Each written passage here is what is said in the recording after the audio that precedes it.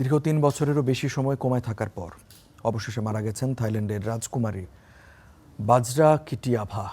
শুক্রবার সকালে থাই রাজপ্রাসাদের পক্ষ থেকে আনুষ্ঠানিকভাবে ৪৭ বছর বয়সী এই রাজকুমারীর মৃত্যুর খবর নিশ্চিত করা হয়। রাজপ্রাসাদের বিবৃতিতে জানানো হয় যে বৃহস্পতিবার স্থানীয় সময় সন্ধ্যা ৭টা বেজে ৪৮ মিনিটে ব্যাংককের চুলালংকর্ন হাসপাতালে চিকিৎসাধীন অবস্থায় তিনি শেষ নিঃশ্বাস ত্যাগ করেন।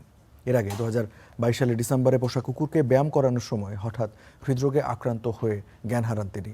চিকিৎসকরা জানান হার্টে ব্যাকটেরিয়া সংক্রমণের কারণে তার হৃদস্পন্দন মারাত্মকভাবে অনিয়মিত হয়ে পড়েছিল।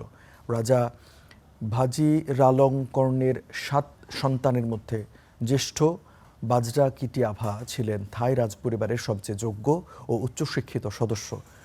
যুক্তরাষ্ট্রের কর্নেল ইউনিভার্সিটি থেকে আইনের ওপর ডক্টরেট করা এই রাজকুমারী জাতিসংঘে থাইল্যান্ডের রাষ্ট্রদূত হিসেবে দায়িত্ব পালন করেছিলেন। โอกาสให้คณะองคมนตรีและคู่